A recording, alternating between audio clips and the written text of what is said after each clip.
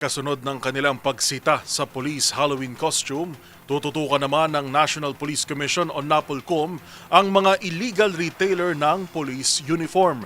Kasama rin umano rito ang mga magtatangkang magbenta ng military uniforms ng walang pahintulot, lalo na online. Narito ang balita ni Rovic Manuel. Nagbabala ang National Police Commission o NAPOLCOM sa mga hindi otorisadong individual na nagbebenta ng uniforme ng Philippine National Police o PNP. Sa panayam ng DZRH kay NAPOLCOM Commissioner Rafael Calinisan, sinabi nitong mahigpit na ipinagbabawal ang pagsusuot o maging ang paggamit ng uniforme kung hindi kakasapi ng isang uniform service. Aniya may kaparusahang kulong ang sinumang lalabag dito. Article 179 po ng Revised Penal Code. Bawal po magsuot ng uniforme o gumamit ng uniforme kung hindi ikaw kasapi ng isang uniform service. Ito po may kaparusahang kulong.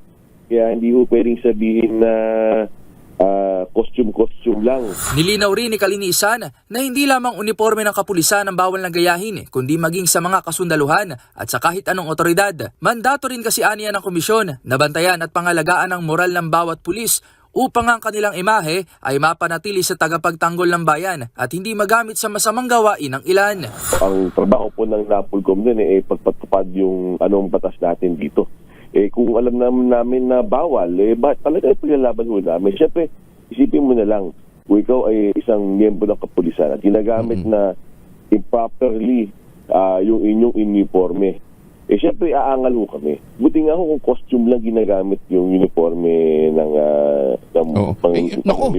sa krimen. Paano kung ginamit sa bank robbery? Yun nga Paano kung ginamit sa panluloob? Mahigpit ring ipinagbabawal na ipamana at ipasuot ang uniforme sa mga kaanak ng pulis, kabilang na ang mga retirado, ay hindi na rin maaaring isuot ang buong uniforme. Ayon sa NAPOLCOM, kamakailan lang ay inimbitahan nila sa pagpupulong ang lahat ng otorisadong magbenta ng uniforme at nag-isip na ng paraan para maiwasan ang ilegal na pagbebenta nito. Napagkasunduan na magkakaroon ng inspeksyon ng komisyon sa lahat ng tindahan, physical man at online, at nagpabala na kung may makitang illegal ay agad nakakasuhan ang mga ito. We will warn you first. Pero huwag yung subukan ng National Police Commission. Kung dekada silang nanahimik, yung NAPOLCOM na yan, itong NAPOLCOM ngayon ay hindi na nanahimik. Nako. Para sa MBC TV Network News, ito si Rovic Manuel ng DZRH TV, una sa Pilipinas, una sa Pilipino.